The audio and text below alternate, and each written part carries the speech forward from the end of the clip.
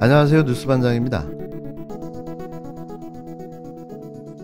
지금 보고 계신 사진 한 장, 눈에 들어오는 노란색 스카프와 개목줄에 선명하게 박혀있는 폴리스라는 영어 단어, 뭔가 부자연스럽고 어색하게 연출된 이 사진은 윤석열 대통령 당선자의 부인 김건희 씨가 자신의 SNS 계정에 올린 사진입니다.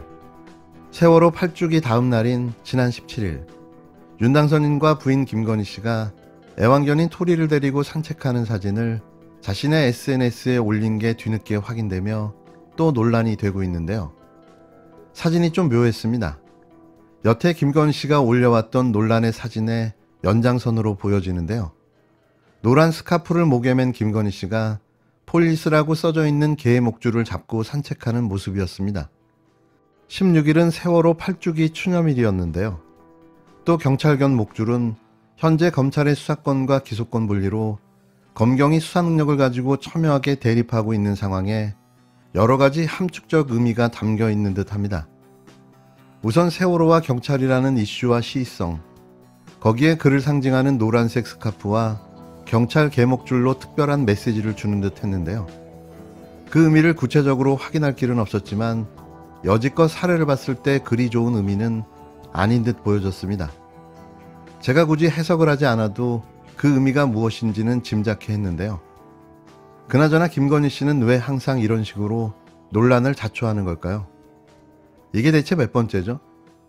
조용한 내조를 하겠다던 김 씨, 드러내 보이지 않고 조용하게 사회의 어려운 곳을 돕겠다던 그는 매번 관종의 작태를 뽐내고 있습니다.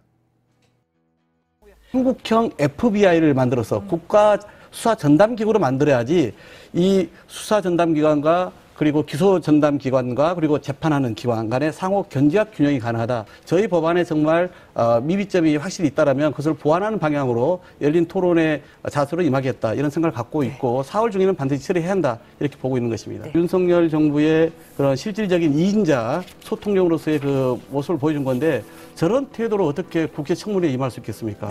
정말 그건 국회를 경시하고 국민을 무시한 그런 언행이다. 이번에 더불어민주당 원내대표는 정말 잘 선출한 것 같습니다. 박홍근 원내대표가 18일 KBS 9시 뉴스에 출연해 검찰 수사권 폐지와 새 정부 내각 인사에 대해 강도 높은 비판을 쏟아내며 윤석열 정부의 오만한 작태에 대해 엄중 경고했는데요. 속이 다 후련했습니다. 수사권 기소권 분리를 마무리해 한국형 FBI를 만들어야 한다고 강조했던 박 원내대표는 한동훈 법무부 장관 후보자에 대해선 오만 방자하다고 직격했는데요. 박홍근 원내대표는 검찰 수사권 폐지 법안 추진과 관련해 수사권 기소권 분리는 20년 동안 추진해왔지만 미진하고 부족했다면서 이제 마무리해야 한다고 강조했습니다. 경찰 수사 기능을 강화해 한국형 FBI를 만들어야 한다고 밝혔는데요. 검찰의 수사권 폐지가 문재인 대통령과 이재명 고문을 지키기 위한 것이 아니냐는 비판에 대해선 전형적인 정치 공세라고 맞받았습니다.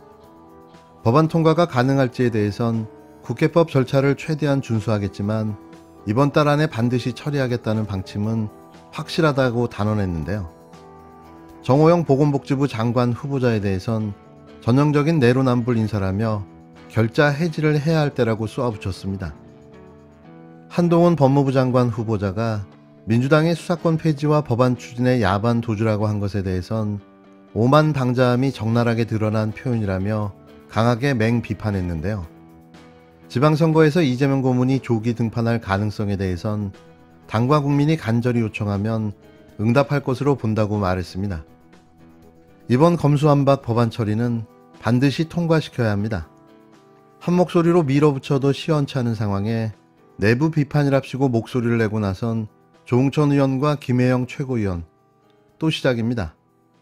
단 한 번도 당론에 동의한 적 없는 존재감 알리기용 반대.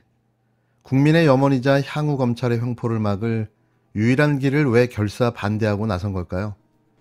조금 박해에서 금과 박이 사라지니 이제 조와 해만 남았습니다.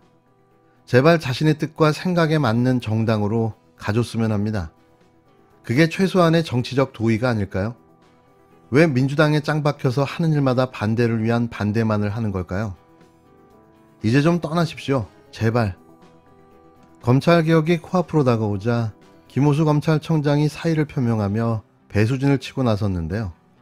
결국 문재인 대통령이 직접 만났습니다. 또 한 번 문 대통령의 인내심에 경의를 표하게 되는데요. 정말 대단하고 존경스럽습니다. 김호수 검찰청장의 사표를 반려한 문 대통령은 검찰개혁은 국민의 것이라면서 필요성을 언급하며 입법과정 중요성도 강조했는데요.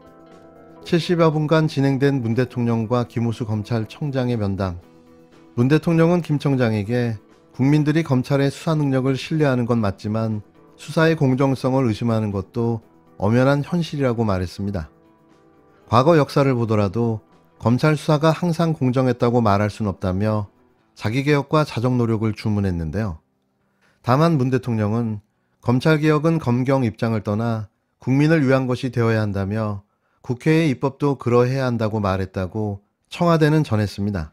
문 대통령은 앞서 지난해 3월 공수처 출범 당시에도 검찰의 기소권 수사권 분리가 나아갈 방향이라면서 절차에 따라 질서 있는 추진을 강조한 바 있는데요. 김호수 청장은 하나마나한 일을 벌이며 문 대통령의 강력한 검찰개혁 의지만 확인했습니다. 그러면서 문 대통령은 김 청장 사표를 반려한 데 이어 면담에서도 신뢰를 표명하며 현 상황에 대해 김 청장의 책임은 없다고 했는데요. 그나마 김 청장의 부담을 덜어준 겁니다. 거스를 수 없는 시대정신이 되어버린 검수완박 검찰개혁은 반드시 이루어집니다.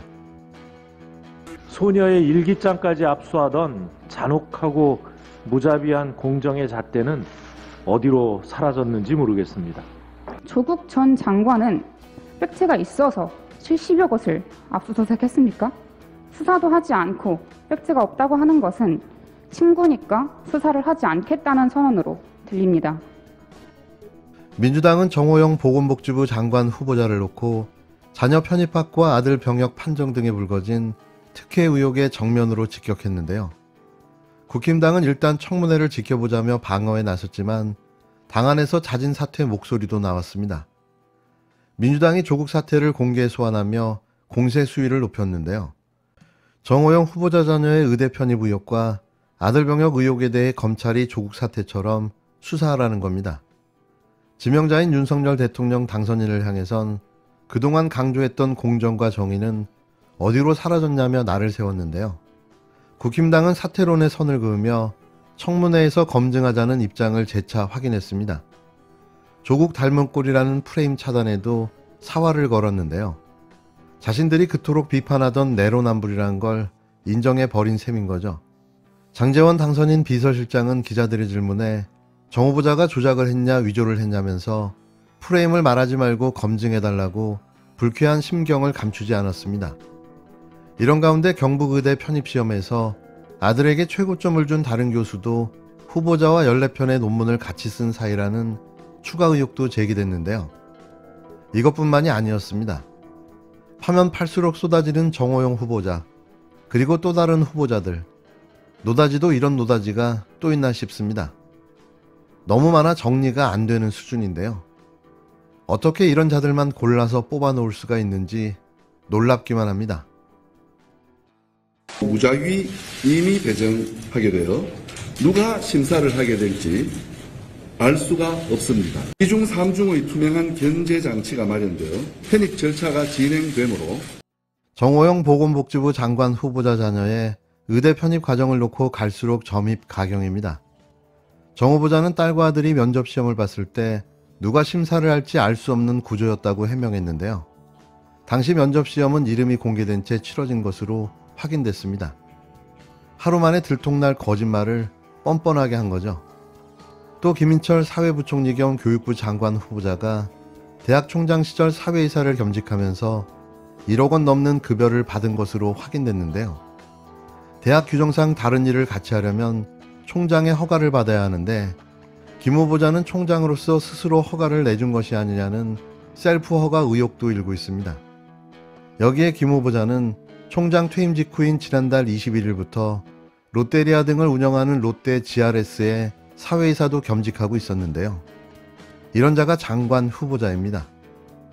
이어 이상민 행정안전부 장관 후보자를 둘러싼 논란도 새로 불거졌는데요. 이상민 후보자가 사회이사로 있던 곳의 관계회사에 지난해 이 후보자 아들이 취업해서 지금도 일을 하고 있다는 겁니다.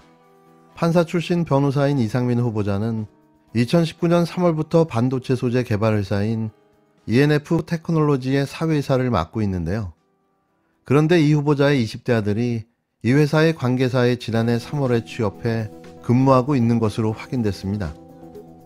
이제는 놀랍지도 않습니다. 여기에 또다시 드러난 한덕수 후보자의 김앤장 고액 연봉 논란, 박진 김현숙 후보자 아들 군면제 의혹, 권영세 후보자의 대한방직 유착 의혹, 박진 후보자 장남의 해외 도박 사이트 회사 임원 의혹, 한덕수 박보균 후보자의 일왕 생일 파티 참석 논란까지 이들이 대한민국 장관 후보자가 맞습니까?